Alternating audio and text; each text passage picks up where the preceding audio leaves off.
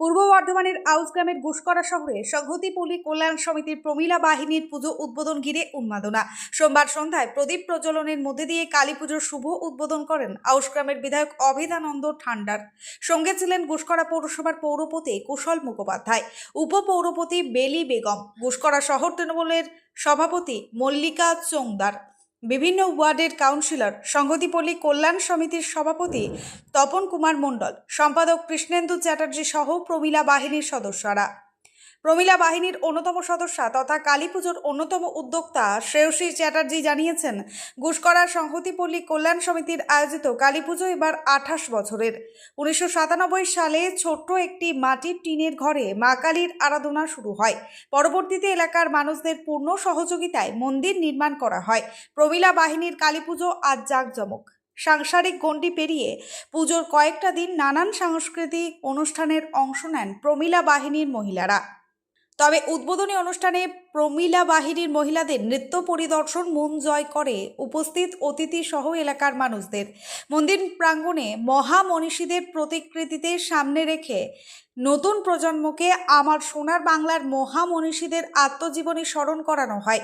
সুসজ্জিত মন্দির প্রাঙ্গণ, মনোরম ও শান্ত পরিবেশে মা কালীর পুজো আজ গুসকরা শহরবাসীর কাছে বিশেষ আকর্ষণ। তবে প্রমিলা বাহিনীর জাঁকজমক কালী পুজোর আয়োজনের প্রশংসা করেছেন শহর তৃণমূলের সভাপতি তথা বিশিষ্ট সমাজসেবিকা মল্লিকা চোংদার। তিনি বলেন, প্রমিলা বাহিনীর সাংস্কৃতিক মনোভাবাপন্ন পরিবেশের কালী পুজো গুসকরা শহরের এক ঐতিহ্য বহন করেছে।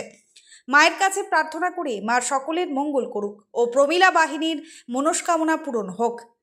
পূর্ব বর্ধমানের আউসগ্রাম থেকে শেখ মিলনের রিপোর্ট, 7 দিন টিভি। এটা হচ্ছে গুসকরা একটা ছোট্ট মফস্বল শহর। গুসকরা শহরের সংহতিপল্লী একটি ছোট্ট পাড়া। এখানে সংহতিপল্লী কল্যাণ সমিতি এই সংস্থাটির নাম। এই পুজোটা শুরু হয়েছিল একদম খুব ছোট্ট করে। এখানে একটা ছোট্ট টিনের ঘর ছিল, সেই ঘরে 1997 সালে প্রথম শুরু হয়। তারপর থেকে একটু একটু একটু একটু করে আর্থিক সাহায্য, শারীরিক সাহায্য, মানসিক সাহায্য, এই জন্যই বলবো কারণ প্রত্যেকেই অনেক অনেক কষ্ট করে আজকের এই জায়গাটায় দাঁড় করিয়েছে। আজকে সংহতিপল্লীর মাঠে যে এত বড় একটা মন্দির আছে, সেখানে অনেক মানুষের কন্ট্রিবিউশন আছে। তারা প্রত্যেকের সাহায্যে আজকে আমাদের এই মন্দির, এই আয়োজন।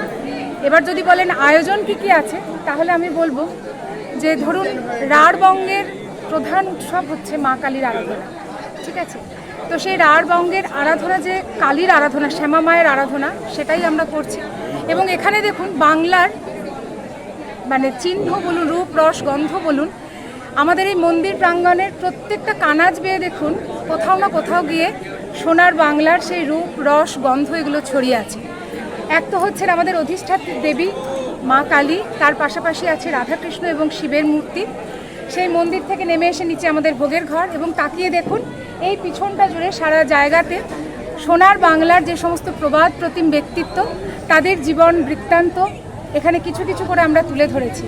আর একদম মা বউ যাদের বলে, একদম মা মেয়েরা, মা বউরা, তারা এই অনুষ্ঠানটা আমরা করেছি দীর্ঘদিন ধরে। এই মাঠেই তার প্রস্তুতি পর্ব চলে, মহড়া চলে, এবং সব থেকে বড় কথা হচ্ছে বাড়ির সমস্ত কাজ সেরে এই প্রমিলা বাহিনী কিন্তু চাঁদা তোলা, এই প্রমিলা বাহিনী বাড়ি বাড়ি পৌঁছে তাদেরকে আমন্ত্রণ জানানো, সেখানে কে নাম দেবে কে দেবে না, সমস্ত দায়িত্বটা এই প্রমিলা বাহিনী নিজেদের কাঁধে তুলে নিয়েছে। মানে আমরা সবাই প্রমিলা বাহিনী তুলে নিয়ে এই অনুষ্ঠানটা আমরা করতে পেরেছি। মায়ের কাছে একটা জিনিসই কামনা করব, যে এই যে আমরা যারা প্রমিলা বাহিনী মহিলা, তারা যেন সবাই সুস্থ থাকে এবং তারা যেন সবাই স্বাবলম্বী হয়। এবং এই যে ধরুন যারা বাড়িতে শুধু রান্নাবান্নাই করতো বা সংসার সামলাতো, আমরা প্রথম থেকে চেয়েছি যে তারা একটু পাদপ্রদীপের আলোতে আসুক, তারাও জানুক তাদের ভেতরে যে সুপ্ত প্রতিভা আছে বা ইচ্ছে আছে, শখ আছে, সেগুলো প্রকাশ পায়। মায়ের কাছে আমাদের এটুকুই শুধু কামনা। মোবাইলের যুগ ছেড়ে এরা যে এত সুন্দরভাবে একটা অনুষ্ঠান করলো, সত্যি আমি খুব অভিভূত। এবং সব থেকে বড় কথা কি, মানে আমি এখানে শুনলাম এক ভদ্রমহিলা ছিলেন 60 বছর বয়স, যে তিনি এত ভালো নাচ করলেন। বা একটা কথাই এখান থেকে বলতে পারি, মনের ইচ্ছাটাই হচ্ছে সব থেকে বড় শক্তি।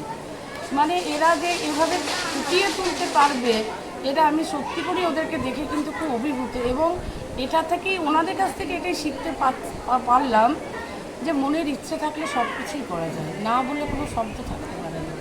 তো এই আলোয় আলোয়